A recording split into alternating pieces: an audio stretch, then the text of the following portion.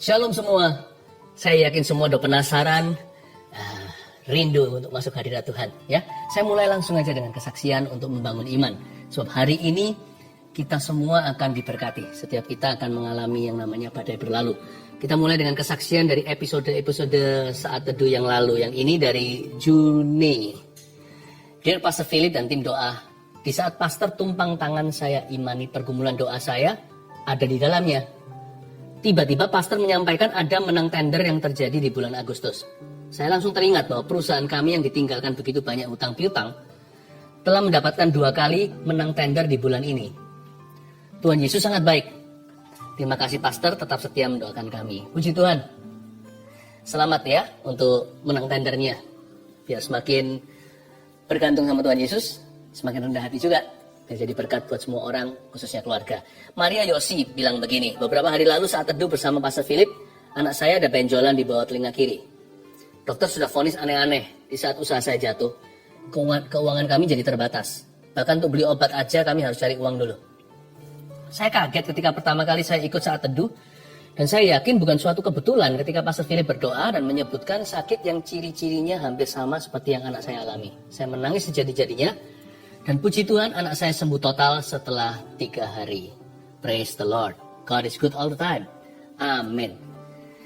Pertama kali ikut saat teduh langsung disambut mujizat oleh Tuhan Yesus. Saya juga mau welcome setiap orang yang mengikuti saat teduh pertama kali hari ini. Yang di live chat di YouTube bisa kirimkan permohonan doa. Karena itu akan segera jatuh ke tangan para pendoa kami. Dan juga nanti saya akan tumpang tangani di akhir renungan ya. Terus masukkan, percaya Tuhan mendengarkan permohonan. Karena tempat sepakat adalah tempat berkat. Puji Tuhan, Anda masih ada beberapa lagi, tapi kita langsung akan join bersama dengan kita dari Instagram juga. Dan langsung aja kita siapkan hati. Yang penting hati itu jangan sticky, jangan kayak ada lemnya gitu, nggak bisa maju. Kita masuk hadirat Tuhan untuk menerima urapan yang baru. Ya, katakan pada hatimu sendiri, dielus-elus belai-belai seperti ini, bilang begini, Tuhan sayang padaku. Haleluya. Mari kita bawa persembahan lagu kepada Tuhan.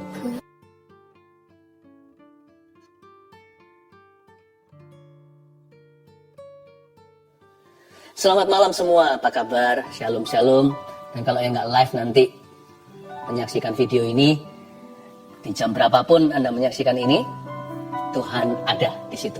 Ya, kita mulai dengan kesaksian seperti biasanya. Live chat juga sudah buka. Ini kan YouTube live.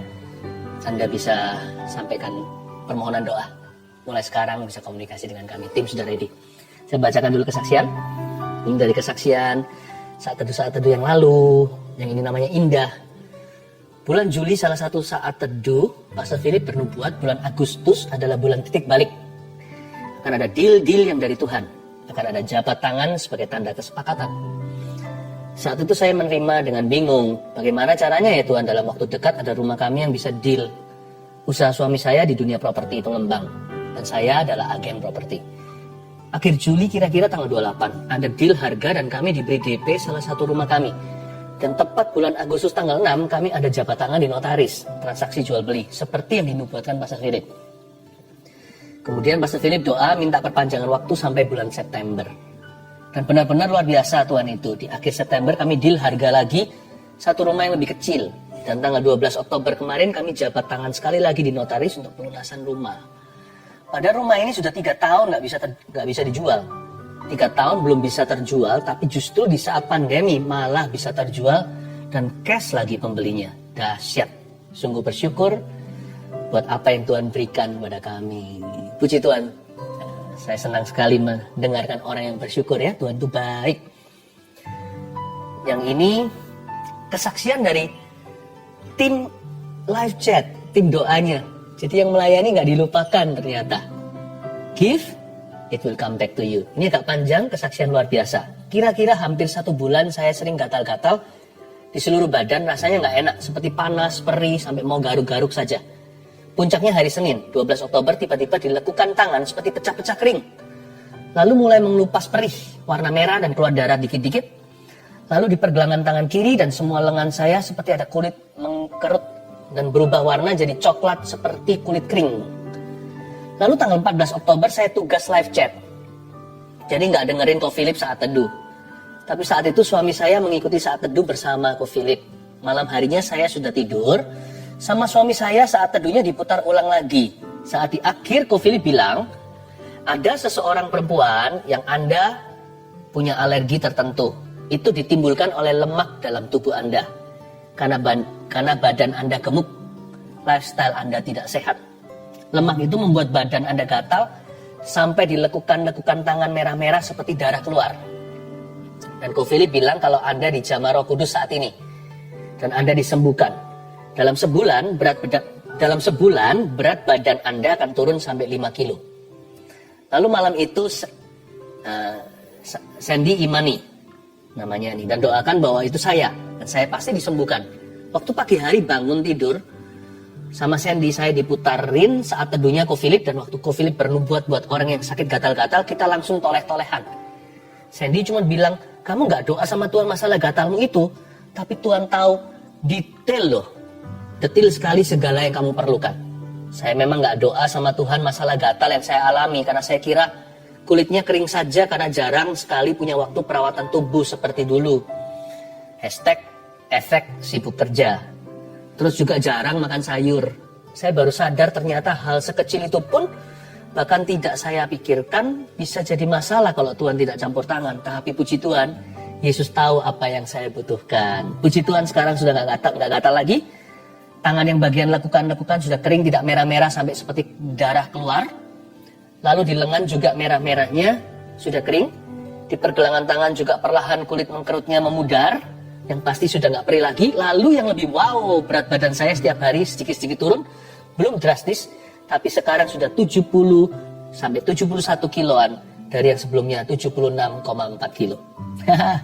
Melalui kejadian ini saya belajar bahwa ketika kita belajar hidup sungguh dengan Tuhan, kita nggak usah khawatir tentang apapun, karena Tuhan sendiri yang turun tangan, yang cover kita hingga detil-detil hidup kita.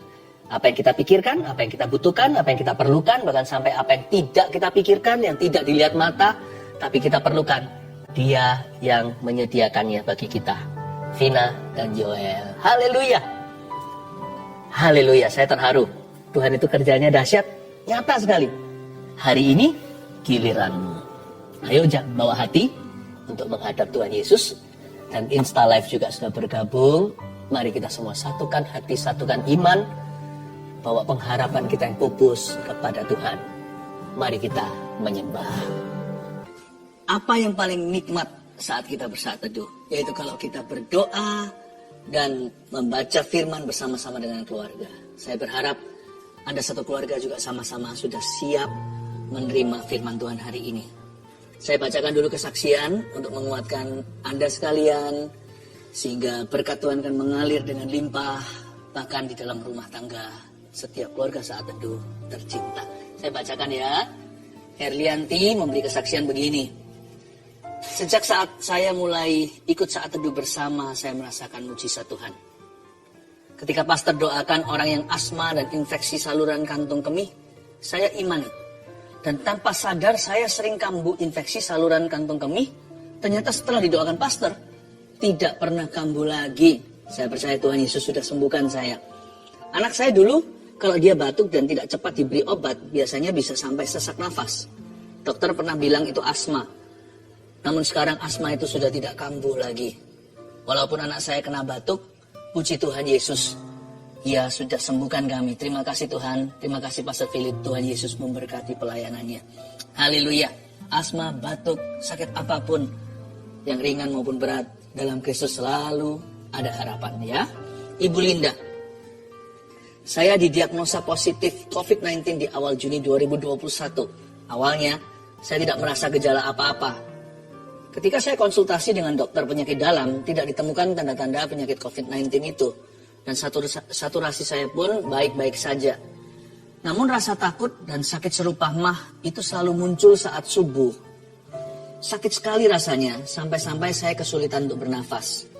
Suami saya yang berbeda kepercayaan mulai mendoakan saya dan meminta saya mempercayai keyakinannya. Namun saya menolaknya dan tetap teguh percaya bahwa Tuhan Yesuslah satu-satunya juru selamat. Suatu hari ketika saat saya menyaksikan saat teduh bersama, Pastor Philip Mantova bernubuat tentang seorang ibu yang minum obat penenang dan obat mah, ibu itu akan sembuh total. Saya dikuatkan dan beriman bahwa hal itu adalah nubuatan untuk saya. Semenjak hari itu, rasa sakit dan kekhawatiran berlebihan itu perlahan-lahan hilang. Dan saya sudah jarang minum obat lagi. Jiwa saya makin dikuatkan, terutama melalui persekutuan dalam CG. CG di sini cell group ya. Banyak orang memiliki masalah jauh lebih pelik dari saya, tapi kami semua dapat tetap saling menguatkan. Saya percaya hanya Tuhanlah andalan saya. Haleluya. Bukan hanya disembuhkan, tapi juga memperoleh komunitas rohani yang saling menunjang. Puji Tuhan ya, saya berdoa juga keluarga Saat Teduh tidak ada satupun yang yatim piatu rohani. Semua akan menemukannya. Saya percaya Tuhan memberi kita rumah, bukan hanya di sorga, tapi juga di bumi ini. Yaitu saudara seiman yang peduli. Elita Siregar. Shalom, saya seorang ibu rumah tangga yang selama 10 tahun dipercayakan Tuhan merawat seorang anak cerebral palsy. Selama 10 tahun itu pula saya terus melanjutkan kuliah. Bukan untuk berkarier, melainkan untuk meneliti anak saya. Pada 7 Juli 2021, anak saya meninggal. Saya hampir depresi. Saya merasa semua yang saya lakukan dan harapkan sia-sia dan ingin mati menyusul anak saya. Dalam kedukaan yang dalam tanpa sengaja, tayangan ulang siaran Saat Teduh bersama tentang bebas dari depresi muncul di YouTube. Saya skip, tapi muncul lagi dan lagi. Tanpa minat saya klik dan menonton tayangan itu. Di luar dugaan, firman yang disampaikan saat itu mengubah sikap hati saya. Saya kembali bangkit karena Tuhan belum selesai dengan saya. Kemudian saya ikut ujian CPNS pada tanggal 25 Desember 2021 dan dinyatakan lulus sebagai dosen di salah satu universitas negeri di Depok, Jawa Barat. Saat ini saya yang dahulu hanya seorang ibu rumah tangga telah mulai mengajar di tempat yang baru dan hingga saat ini saya adalah jemaat Saat Teduh bersama Pastor Philip. Haleluya. Puji Tuhan ya, saya hatinya berbunga-bunga kalau mendengarkan kesaksian seperti ini. Ingin segera mencium kaki Yesus dan berkata terima kasih, semua adalah karena perbuatanmu. Kalau orang lain ditolong, keluarga kita juga. Mari kita masuk ke hadirat Allah.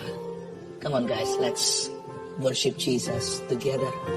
Mohon Tuhan Yesus memecah-mecahkan roti untuk ribuan orang makan secara rohani. Tuhan, berbicaralah kepada kami. Roh Kudus-Mu datang untuk menjamah. Kami rindu Tuhan, Kau melawat umat-Mu. Beri kami telinga seorang murid, lidah seorang murid buat hamba-Mu untuk menyampaikan firman-Mu. Dalam nama Yesus. Amin. Puji Tuhan, ambil Alkitab dan catatan seperti biasa. Saya ingin Anda tidak melewatkan satupun dari semua pesan-pesan Tuhan yang saya bawakan. Minggu kemarin, di akhir pekan, saya menyampaikan firman di gms.church, di live streaming itu, waktu ibadah online. Berkat Musa atas 12 suku Israel. Sebagian Anda mendengarkannya, ada juga yang belum. Anda bisa ikuti YouTube-nya tentunya. Sudah ada di-upload di sini. Anda bisa subscribe kalau belum, supaya Anda selalu bisa mengikuti. Ya, biasakan diri makan firman. Roti sorga itu ada. Besok juga, sekarang ini take-nya 22 Agustus hari Sabtu. Jadi besok hari Minggu, mulai dini hari malam ini, akan ada part 2, bagian 2. Yang pertama saya bahas kurang lebih 4 suku, nanti sisanya 8 esok hari. Berkat Musa atas 12 suku Israel. Jangan lewatkan itu karena saya yakin Anda tidak akan mau hanya dangkal saja kan. Hanya renungan. You have to go beyond renungan. Harus mau melampaui renungan. Masuk ke pewahyuan-pewahyuan. Bukan hanya pecah-pecahan roti. 12 bakul penuh. Itu untukmu. Ayo, yang dalam. Di dalam baru ada ikan. Ya, di atas itu ada kelegaan. Seperti saat teduh begini. Tapi kalau mendalami, itu ikannya. Good news-nya juga hari Senin. Kalau Anda kelewatan kemarin orang tua dan anak, apalagi yang anak-anak SD khususnya, saya sampaikan firman dari surat Timotius kedua, pasal 1 dan 2. Anak rohani Paulus judulnya. Akan saya upload. Kemarin kan ditayangkan di sosial media, di YouTube-nya gereja. Akan ditayangkan di YouTube, ini juga diupload hari Senin besok. Jadi Anda bisa nantikan nanti ya tanggal 24 Agustus. Pastikan hari Senin Selasa bisa ikuti dengan anak-anak 2 sesi saja. Papa, mama, anak bisa tonton bersama-sama. Soul enriching akan sangat memperkaya. Langsung saja kepada renungan hari ini. Saya beri judul, Ya Sudahlah. Masih ada benang merahnya dari episode saat teduh yang lalu. Karena saya mau elaborasi, saya mau kembangkan lagi. Karena itu penting sekali. Itu menjadi rema, bahasa sorga. Ingat, yang sebelum ini saya sampaikan apa? Ya sudahlah. Harus bisa move on. Harus bisa lanjut kehidupan. Jangan mau berada di kubangan yang sama. Ya. Coba katakan pada kiri kanannya, ya sudahlah. Apapun terjadi di hidupmu, ya sudahlah. Ya, percaya Tuhan pasti akan memberkati lagi. Kita buka ayatnya di 1 Samuel pasal yang ke-25. Kali ini kita belajar dari seorang tokoh lagi, yaitu Daud. Ada Abigail, ada Nabal, ketambahan beberapa pemeran ya dalam cerita. 1 Samuel 25, judulnya Daud, Nabal, dan Abigail. 1 Samuel 25 ayat yang ke-21, pembacaan kita nanti akan sampai ayat 31, 10 ayat hari ini. Ambil catatan. Saya berikan suatu subtema yaitu seni melepaskan. Jadi penting sekali to let go. Nah sekarang saya akan elaborasi, saya kembangkan. Kemarin saya hanya singgung sebagai poin ketiga di episode yang lalu. Yang kali ini saya akan jadikan ini tema utama. Saya akan lebih terperinci menjelaskan pada Anda gimana melepaskan dalam jiwa Anda supaya jangan sampai ada satupun di antara kita rohnya terbelenggu. Karena Tuhan itu mau membawa Anda bukan hanya naik atas, tapi maju dalam kehidupan ini. Jalan Tuhan itu depan. Anda perhatikan nggak? Paulus menulis tentang susunan perlengkapan senjata Allah. Ada satu bagian tubuh atau badan anak Tuhan yang tidak dilindungi. Tidak ada yang namanya perlengkapan senjata untuk bagian tubuh itu. Mau tahu apa? Di mana nggak? Punggung nggak ada. Jangan lari dari panggilan. Jangan mundur. Jangan lari ke belakang. Sebab tidak ada perlindungan. Jalan Tuhan itu maju. Karena itu penting sekali untuk kita bisa berkata, ya sudahlah. Bukan hanya kepada orang lain, pada diri sendiri. Ya sudahlah. Ya. Ayat 21. Daud tadinya telah berkata, sia-sialah aku melindungi segala kepunyaan orang ini di padang gurun. Sehingga tidak ada sesuatu pun yang hilang dari segala kepunyaannya. Ia membalas kebaikanku dengan kejahatan. Beginilah kiranya Allah menghukum Daud. Daud bicara tentang dirinya. Bahkan lebih lagi daripada itu, jika ku tinggalkan hidup sampai pagi, seorang laki-laki saja pun dari semua yang ada padanya. Daud marah. Wih! Orang yang mengejar hati Allah, seorang yang berkenan di hati Tuhan bisa marah kesumat seperti ini. Ada apa ya? Ceritanya terlalu panjang, kita tidak punya banyak waktu. Jadi saya rangkumkan begini aja supaya Anda mengerti. Ada seorang kaya raya di daerah Karmel di Israel, namanya Nabal. Nabal itu meremah sekali dengan bebal, memang gitu orang. Orang ini jahat dan kasar. Ini orang kaya sekali, nah Daud itu kan pelarian. Kan dia dikejar-kejar sama Saul padahal dia nggak bersalah. Nah, Daud dengan 600 orangnya tinggal di dekat di mana mereka berada. Dan Nabal ini punya banyak peternakan, punya banyak pekerja. Gara-gara Daud ada di situ karena mereka semuanya kan jago perang. Daud ini kan gagah perkasa. Saul membunuh beribu, Daud berlaksa-laksa. Gara-gara itu penyamun perampok nggak berani dekat. Mereka kecipratan berkat. Dan Daud ini suatu hari lumrah lah ya. Ya dia memberikan security satpam aja dapat gaji. Dia bilang, cukup kasih anak-anakku ini makan bungkusan atau apa supaya mereka nggak kelaparan. Dibalas, dijawab dengan sangat sarkas, sangat keras. Daud ngamuk, dia marah sekali. Sia-sia aku lindungi orang ini. Bukannya benefitnya di dia, apa artinya nasi bungkusan? Daud itu nggak minta-minta. Cuman kan fair gitu ya. Fair juga selalu ada timbal balik kan. Tips memang mungkin sudah diberikan service charge. Tapi kalau orang itu melakukan tugas yang baik, waiter jangan lupa kita berikan uang kecil. Itu uang besar buat mereka. Daud nggak minta macam-macam ke orang ini, bukan seorang yang pemulung. Dia nggak pernah memeras. Kalau dia mau meras dia bisa. Dia marah, dia bilang sia-sia aku lindungi orang ini nggak tahu diri. Orang ini nggak ngerti terima kasih. Lalu dia berkata gini, ini yang menjadi komplain Daud yang utama di kalimat terakhir di ayat 21 sebelum masuk ke ayat 22. Ia membalas, Nabal ini membalas kebaikan saya dengan kejahatan. Gimana caranya kita bisa move on ya, tidak terjebak dalam kubangan yang setan siapkan dalam jiwa kita. Kalau kita nggak bisa maju di dalam roh kita nggak bisa maju dalam alam nyata. Banyak orang itu stagnan di luar karena dia stagnan di dalam. Ya kan? Alkitab selalu begitu, mengajarkan pada kita, selalu perbaiki dalam dulu. Apa yang saya sampaikan ini, mungkin tidak langsung menyelesaikan gejalamu. Apapun yang Anda alami, simptomnya, itu bukan simptomnya yang saya fokuskan. Tapi akarnya itu di hatimu. Nah saat ini, saat teduh, saya sedang mengurusi hati Anda dengan Roh Kudus. Kalau itu beres, luar itu akan mengalami terobosan. Penting sekali untuk seseorang bisa berkata, ya sudahlah kepada dirinya, kepada masa lalunya, bahkan kepada pengalaman-pengalamannya yang menahan dia hari ini tidak bisa maju. Dan dia harus bisa juga bicara kepada orang lain, ya sudahlah. Dia bisa menghibur orang yang ada di kanan kirinya. Orang berhati besar itu susah cari. Nah, bagaimana caranya kita menang dalam jiwa kita dan kita bisa berkata, sudahlah. Kalau nomor satu, tulis ini. Kalau kita percaya kebaikan kita ada pada Tuhan. Kebaikan kita itu ada pada Tuhan. Kalau Anda berbuat baik kepada orang lain, jangan pamrih. Apalagi hari-hari ini. Perbuatan baik itu nggak ada imbalannya. Benar. Kalau Anda berbuat sesuatu, tangan kanan memberi, tangan kiri jangan tahu. Jangan ada ekspektasi sama manusia. Karena nanti kecewa.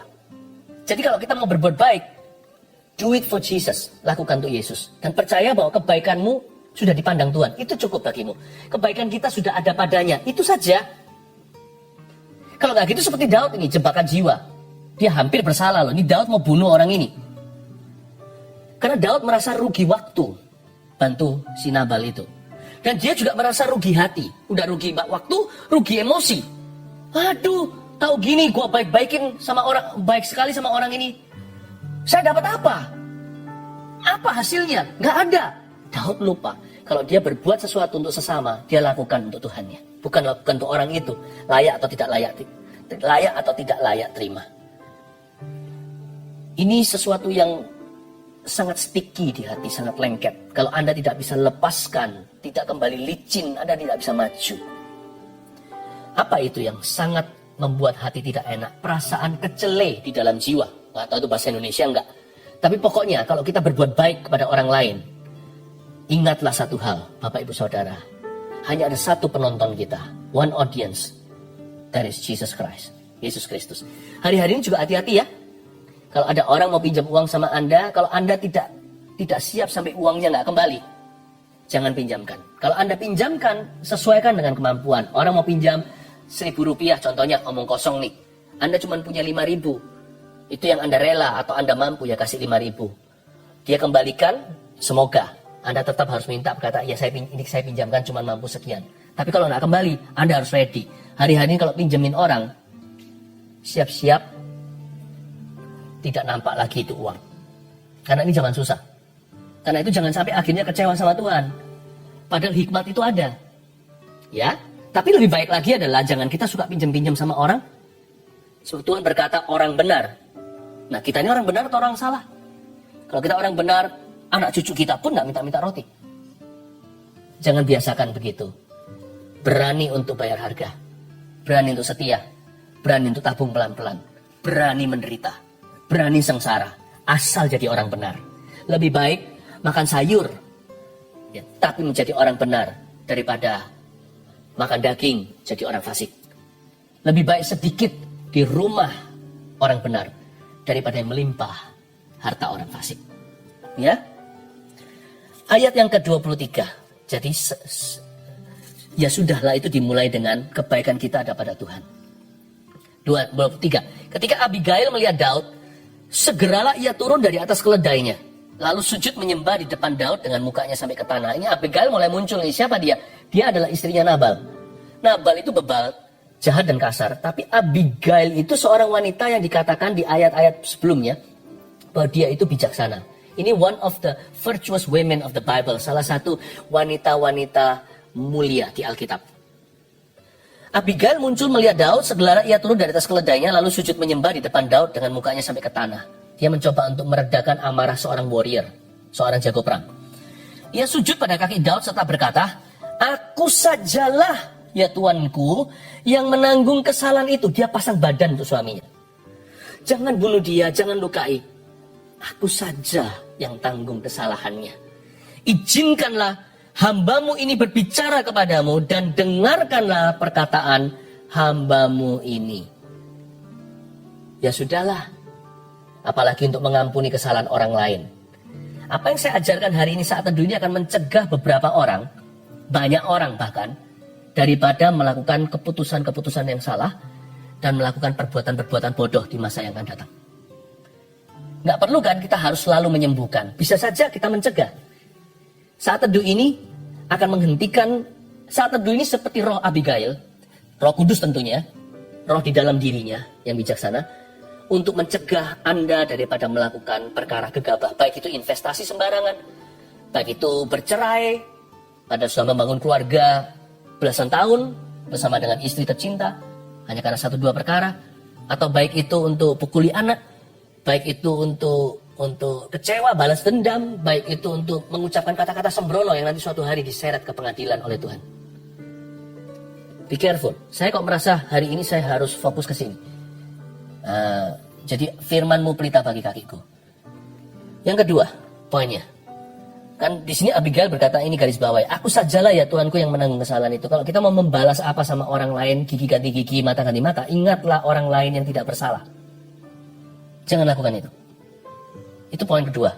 Ingat, remember the innocent around you. Nggak hanya di sisimu loh, di sisi orang itu juga. Saya ini tidak bangga, masa lalu saya itu penuh kekerasan. Saya sudah bersaksi di gereja. Saya bersaksi ke teman-teman saya kemana-mana, waktu memberitakan Injil, waktu mengajar. Jemaat yang saya gembalakan kurang lebih pada tahu lewat kesaksian hidup saya. Saya dulu itu gimana diselamatkan oleh Tuhan Yesus. Tapi saya ceritakan satu aja ya, dan saya menyesal nih selama-lamanya, sekalipun saya tidak tertuduh karena Tuhan sudah ampuni. Waktu itu saya tidak tahu apa yang saya perbuat. Saya pernah sekali berantem pada waktu saya masih sekolah sebagai pelajar. Terjadi perkelahian antara pelajar. Saya pukul satu orang, saya masih ingat. Saya pukul dia itu sampai cukup mengerikan, sampai bagian tertentu di badannya itu membusuk waktu saya pukuli. Dan membuat saya tersentak sekalipun saya orang jahat. Waktu itu ya, saya belum kenal Tuhan. Membuat saya tersentak adalah kelihatan adiknya dia melihat dari pinggir. Setelah itu saya menoleh dan melihat dia menangis, lihat kakaknya dipukul oleh saya. Sama-sama sebenarnya fair game, kita berantem kok. Dia juga bisa pukul saya juga punya adik, saya juga punya kakak. Tapi pada waktu saya lihat adiknya menangis terseduh-seduh dan mohon ampun, waktu saya pukulin orang yang dia cintai, saya jadi ingat, menjengkelkannya orang tertentu patut dihukum oleh Allah. Bahkan kalau perlu Anda ingin main hakim sendiri, ingatlah masih ada orang lain tidak bersalah di sekelilingnya. Sebelum Anda membuat sesuatu gegabah, ingat orang lain dulu bahwa orang itu juga Yesus mati baginya. Apalagi orang yang tidak salah di sekelilingnya. Jangan, belum lagi terhitung orang yang tidak salah di sekelilingmu. Dia akan jadi korban karenanya. Saya bodoh sekali, saya pikir kalau mama saya tahu bagaimana papa mama saya, pasti sedih punya anak saya begini. Tapi puji Tuhan, itu masa lalu. Yang lama sudah berlalu, yang baru sudah datang. Tuhan sudah selamatkan saya dari cara hidup yang sia-sia. Ingatlah Abigail, sebelum kau bunuh Nabal. Remember that. Ayat yang ke-25. Ini perkataan Abigail. "Janganlah kiranya tuanku mengindahkan Nabal, orang yang dursila itu." Istrinya aja ngaku. Sebab seperti namanya, demikian pula ia. Nabal namanya dan bebal orangnya. Saya suka bahasa Indonesia, Nabal mirip dengan kata bebal. Tetapi kalau punya anak ya, siapa di sini yang menunggu keturunan, saya doakan. Nanti masukkan semuanya permohonan doa nanti di tablet ini, saya tumbangi tangan. Tempat sepakat adalah tempat berkat. Mari kita percaya Tuhan bisa memberikan anak cucu. Tapi janji ya, jangan kasih nama Nabal. Jelek sekali nama itu. Kalau ada yang namanya Nabal, Tuhan menebusmu. Saya kasih arti baru deh. Nabal itu bukan bebal kalau Anda namanya itu. Nabal itu artinya kebal. Kebal dari serangan musuh, gitu ya. Tapi kalau yang kita tahu nama asli Nabal itu artinya bebal. Orang ini kafir, orang ini dursila. Tetapi aku hambamu ini tidak melihat orang-orang yang Tuanku suruh. Oleh sebab itu ayat 26, Tuanku demi Tuhan yang hidup dan demi hidupnya demi hidupmu yang dicegah Tuhan daripada melakukan hutang darah dan daripada bertindak sendiri dalam mencari keadilan atau main hakim sendiri, biarlah menjadi sama seperti Nabal, musuhmu dan orang yang bermaksud jahat terhadap Tuanku. Ayat 25-26 garis bawahi, janganlah kiranya Tuanku mengindahkan Nabal, orang dursila itu. Sebab seperti namanya, demikianlah ia. Nabal namanya, bebal orangnya. Lalu ayat 26b, dan demi hidupmu yang dicegah oleh Tuhan daripada melakukan hutang darah, daripada bertindak sendiri, main hakim sendiri, mencari keadilan dari orang yang tidak percaya. Poin ketiga, orang itu hatinya lebih bisa nerima, lebih bisa cincai gitu ya. Itu kalau dia tidak mencari keadilan dari orang fasik. Jangan cari keadilan dari Nabal. Orang itu jahat dan kasar.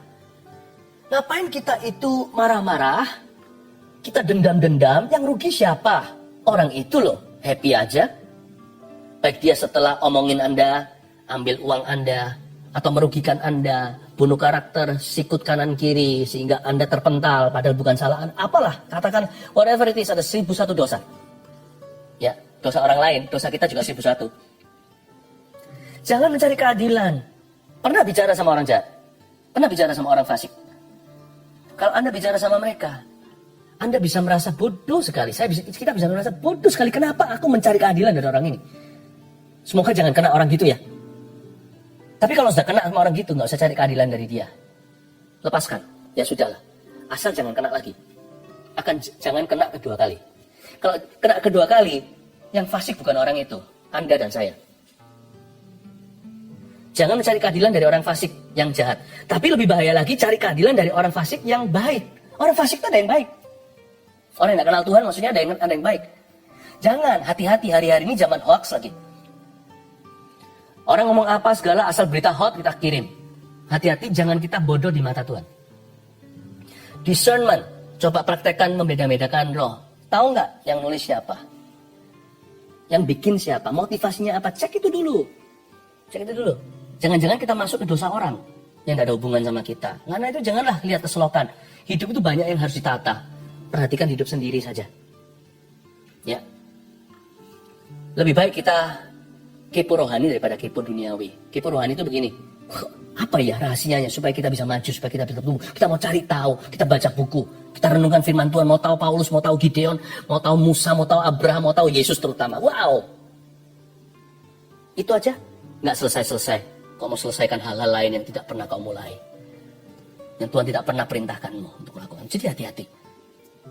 Dan orang-orang tertentu kelihatan kalau bisa fasih lidah, fasih kata pun sesuatu yang bagus contohnya itu. Kita pikirkan kalau mereka adalah orang yang tidak percaya Yesus adalah Tuhan.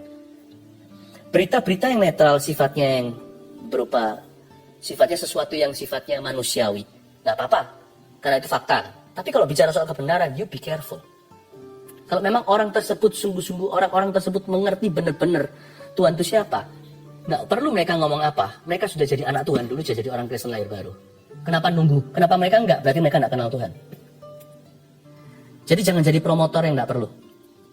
Jadilah promotor Tuhan Yesus. Hari-hari ini tuh orang tuh perlu sekali untuk disapa. Orang itu perlu mendapat kata-kata yang positif. Kata-kata bukan hanya positif, positif itu biasa. Mereka perlu firman. Jadilah orang setiap kali buka mulut, itu beritakan firman. Jadilah orang setiap kali main jari, di HP-nya katakanlah.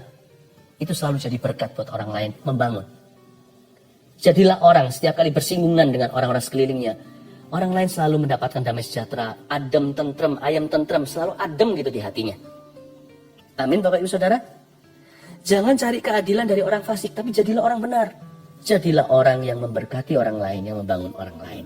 Fokus-fokus, Tuhan sudah mau datang. Atau Anda dan saya sudah mau mati. Loh, kapan matinya? Kan masih panjang umur. 80 tahun pun itu pendek loh usia. Singkat hidup kita. Anda bangun apa dalam hidup ini?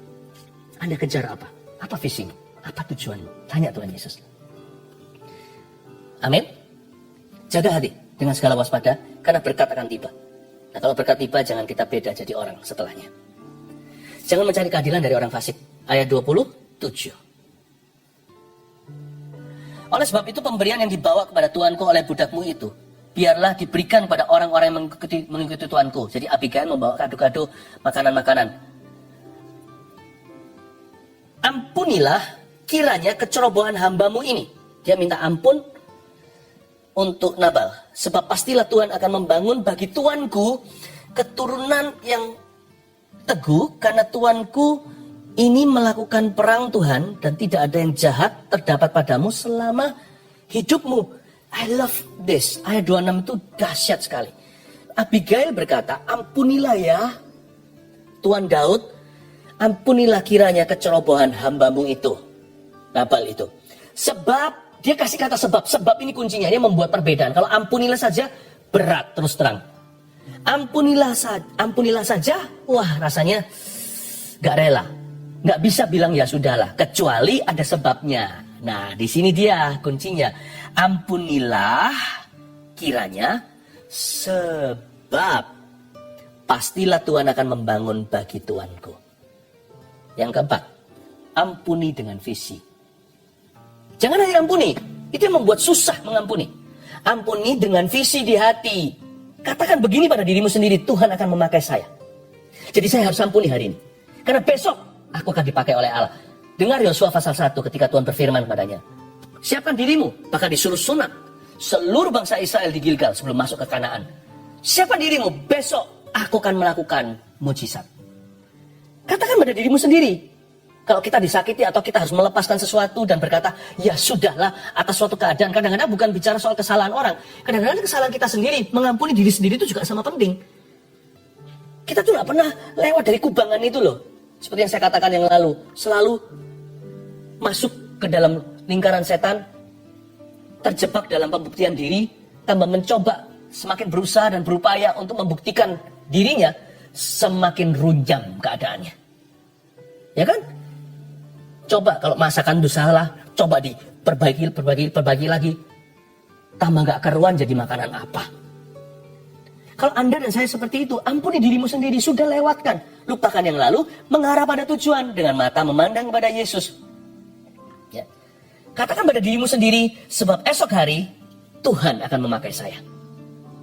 Anda tiba-tiba dapat kekuatan karena sukacita. Fondasinya bukan hukum Taurat saja atau bukan karena sebuah perintah, tapi ada janji Tuhan yang menyertai.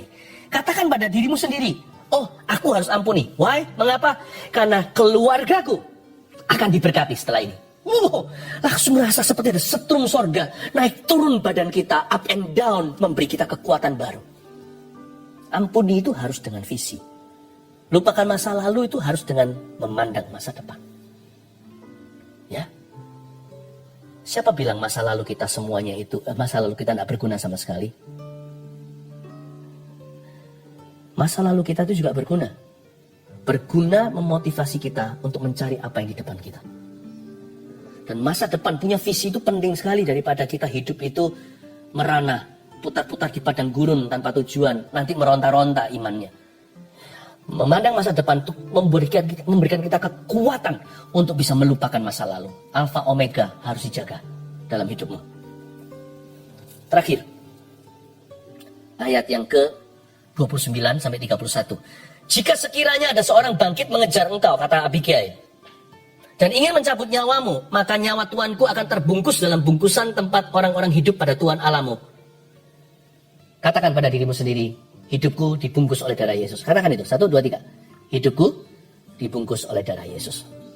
Katakan keluargaku dibungkus oleh darah Yesus. Katakan pekerjaanku dibungkus dengan darah Yesus.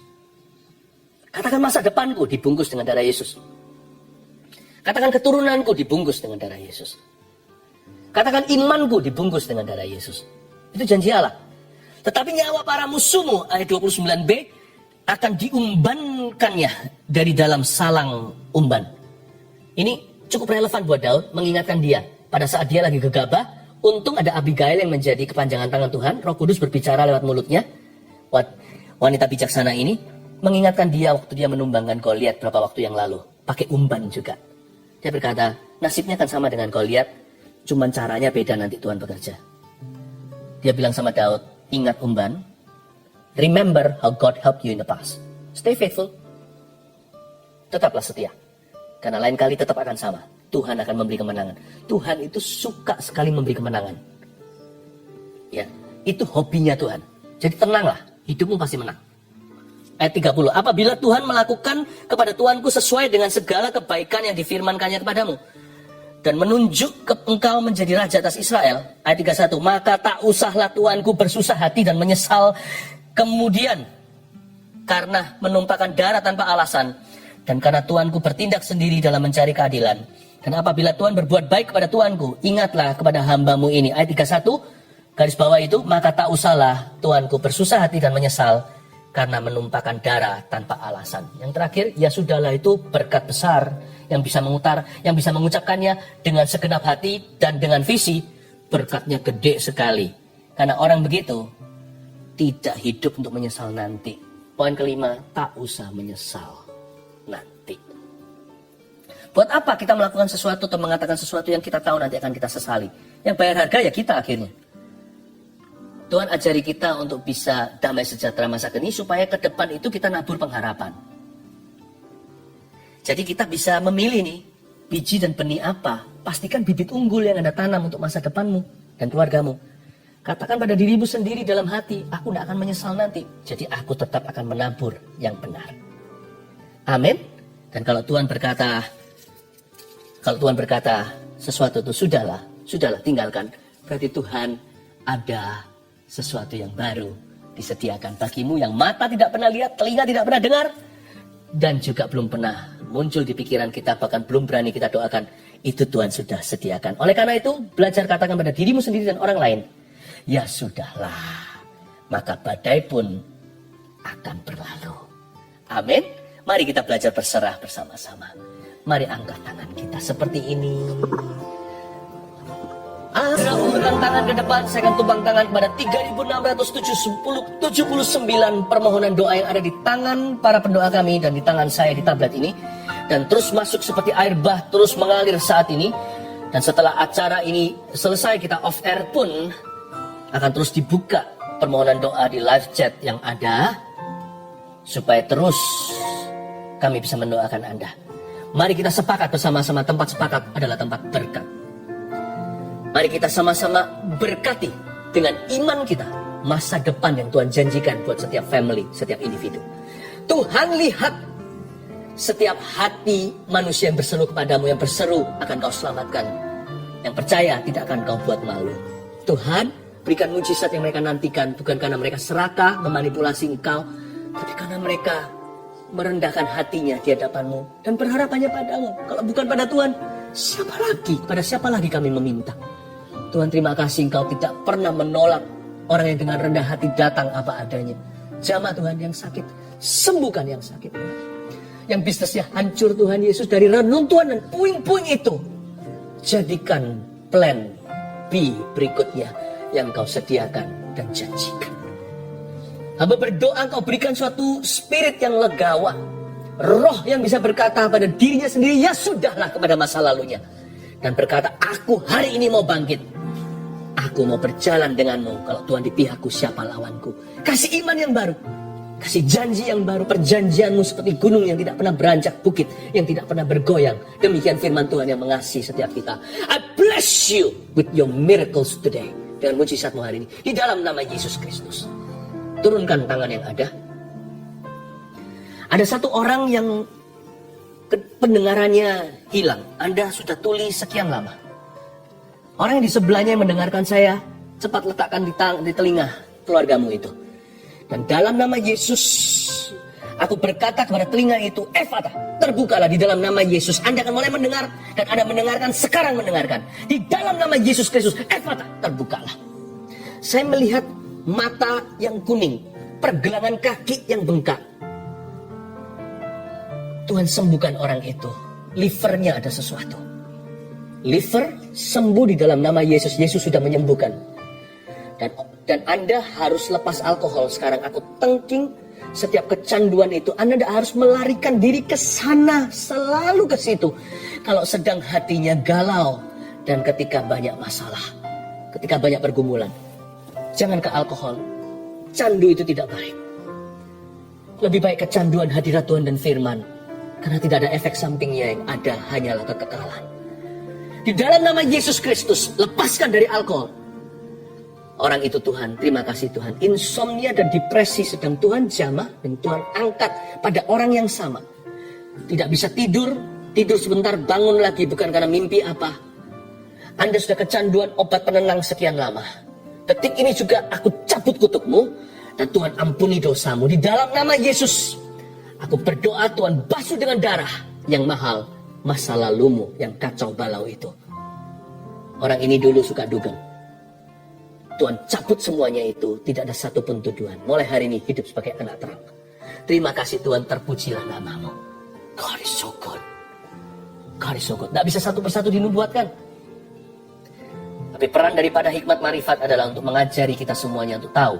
Mengingatkan kita bahwa Tuhan tahu di mana kita berada. Yang saya sebut 1/1 miliar. Yang Tuhan jamah melebihi dari Anda yang Anda duga. Jesus loves you all. Tak ada satupun di sini yang diabaikan. Tuhan sayang dengan Anda semuanya. Sama-sama kita angkat tangan. I surrender all. Mari kita serah pada Tuhan. Welcome di saat teduh yang sudah dinanti-nantikan semua orang. Hari ini kita mau masuk hadirat Tuhan. Minta Tuhan menguji hati kita. Sehingga hati kita senantiasa dibersihkannya. Sebelumnya saya bacakan kesaksian terlebih dahulu untuk menguatkan iman setiap orang yang bergumul dengan sesuatu. Yang ini dari Jasmine di New York. Shalom Pastor Philip dan tim.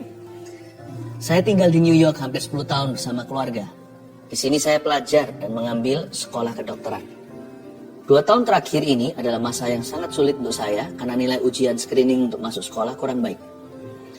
Dari aplikasi sekian banyak, dari apply sekian banyak sekolah, saya tidak dapat interview. Saya merasa lelah dan mau menyerah untuk menjadi dokter. Tapi Tuhan Yesus kita sangat baik dan selalu tepat waktu di dalam bekerja. Di salah satu saat teduh Pastor Philip di awal tahun ini, saya dengar bahwa ada anak yang akan masuk sekolah kedokteran.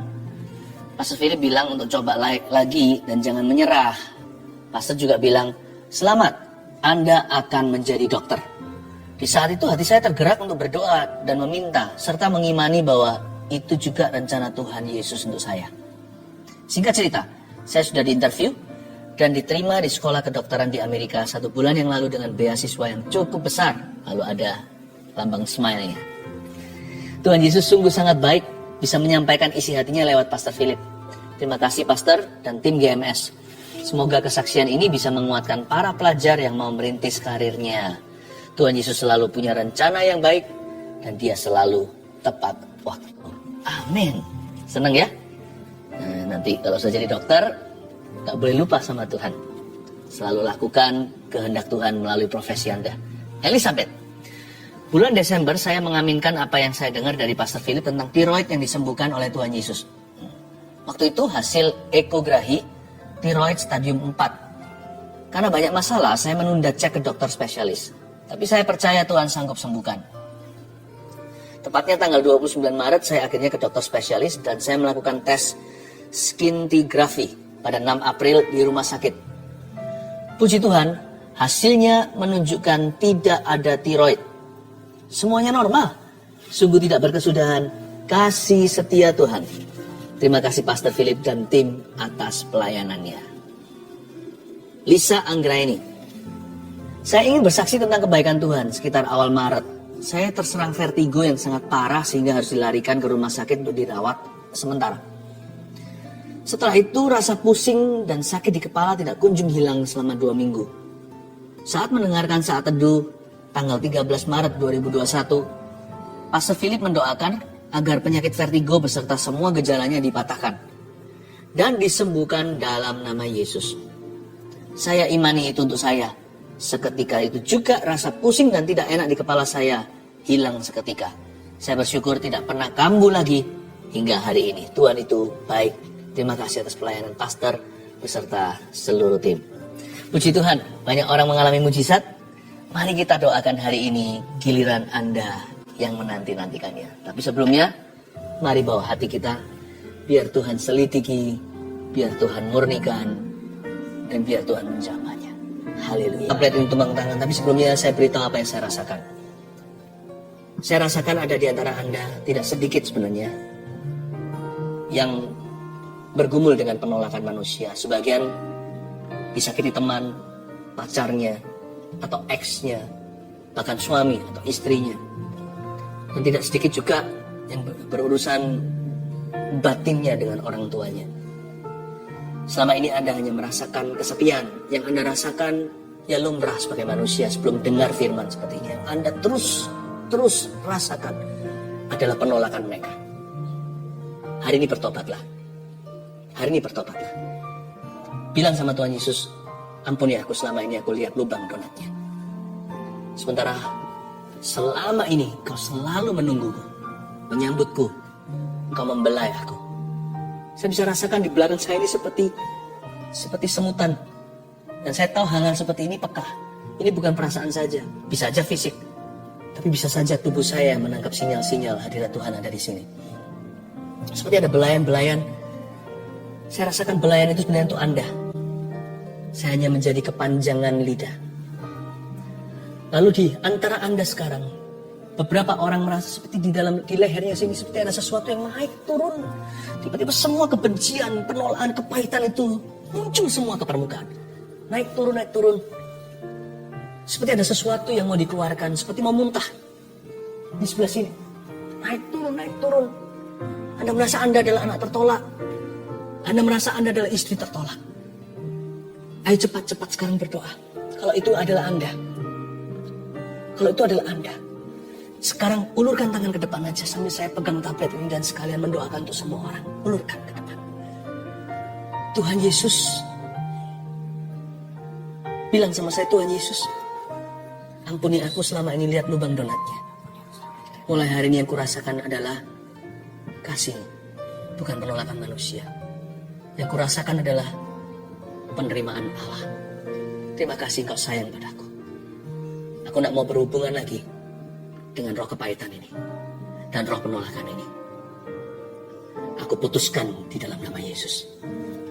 Aku perintahkan setiap roh penolakan untuk meninggalkan orang-orang itu sekarang. Di dalam nama Yesus Kristus. Keluar.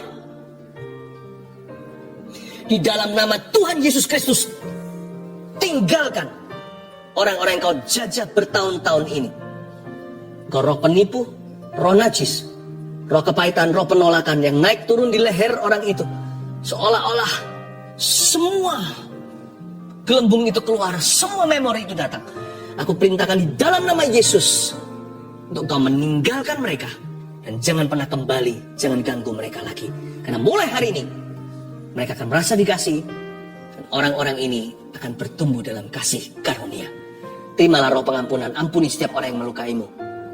Sembari Anda minta ampun sama Tuhan, karena tidak jarang Anda yang melukai orang. Tapi sekarang terimalah pengampunan, sambil terus semuanya diulurkan tangan, diangkat tangannya. Dan permohonan doa terus masuk tablet yang saya pegang dan juga dipegang oleh tim saat ini. Oh Tuhan, terima kasih. Oh Ramakapataka Maya Ramatakam. Roh Kudus jamah, Kau mengasihiku. Tetap diulurkan tangannya. Roh Kudus akan minister to you. Lebih dari yang kuduga, bahkan di saat ku. Thank you Lord. Tiada menyadarinya, Kau sentuh hatiku dengan kasih yang sempurna. Kau menyayangiku lebih dari yang saudara-saudara yang mau berdoa untuk memperoleh keturunan yang selama ini belum diberkati dengan momongan, Anda letakkan, kalau suami istri di sini, kalau Anda sama-sama saat teduh, please gandeng tangan. Mama atau sang istri bisa pegang ke perutnya sebagai simbol aja kekandungannya, atau bisa bergandengan tangan dengan dengan pasangannya. Tuhan Yesus, hamba berdoa. Simpel saja doa, tidak seperti orang Farisi yang bertele-tele. Aku berdoa untuk momongan yang dari Engkau. Yang terbaik dari yang pria maupun yang wanita, dari suami maupun istri. Ya Tuhan Yesus, Kau titipkan ke dalam kandungan itu. Hamba berdoa di dalam nama Yesus untuk bibit unggul, benih-benih yang ilahi, ya Tuhan. Keturunan-keturunan yang diberkati. Ingatlah mereka ketika hari ini suami istri ini berdoa. Ingatlah mereka. Ku berkati di dalam nama Yesus kehidupan di dalam sang suami, dalam tubuh sang suami. Benih di dalam diri sang suami. Dan ku berkati kandungan di dalam tubuh sang istri. In Jesus name. Mulai sejak saat ini Tuhan akan membuka tingkap langit dan mendengarkan doa ini dan menjamah. Letakkan tangannya semuanya. Ada seorang anak yang baru saja ulang tahun 4 tahun. Anda berkata seperti ini, orang tua. Aku percaya nanti ulang tahun ini ada mujizat terjadi. Dia berbicara, tapi sampai sekarang belum berbicara. Waktu kemarin dia ulang tahun. Anda kecewa sekali rasanya kok Tuhan tidak dengarkan doa. No. Yesus datang terlambat untuk membangkitkan 4 hari, ingat. Dia sudah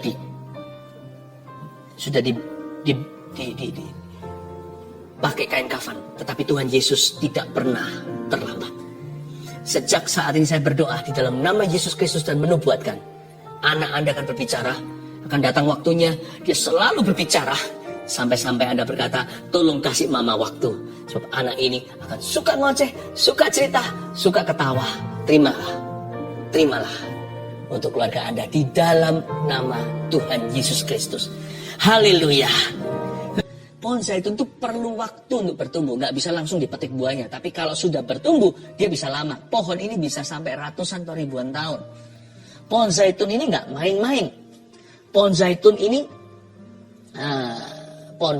ini adalah pohon yang bisa memberikan hasil yang sangat-sangat menguntungkan nantinya setelah tahunan. Bahkan kadang-kadang bisa 40 tahun baru dia menghasilkan buah-buah yang maksimal, minyak-minyak yang paling murni. Anak kan juga begitu kan? Waktu masih kecil dia merepotkan.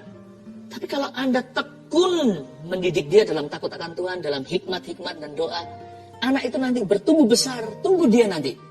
Ketika dia mulai dewasa 20, 30, 40, semakin matang, semakin murni. Dari dulunya merepotkan, nanti akan membuat hidup Anda ringan. Anak yang bijaksana meringankan hidup ayah ibunya. Anak-anakmu seperti tunas pohon zaitun di sekeliling mejamu. 1, 2, 3, keluarga yang bahagia itu seperti apa? Yang kepala keluarganya takut mendukakan roh Allah. 2, yang istrinya penuh kasih dan kaya dalam perbuatan baik. 3, yang anak-anaknya bertumbuh dalam kebenaran firman. Saya percaya Anda diberkati. Amin. Mari kita sama-sama kembali menghampiri tahta Allah. Haleluya. Saya merasakan dalam roh saya ada sebuah seruan. Saya tahu itu bukan Roh Kudus tapi roh saya.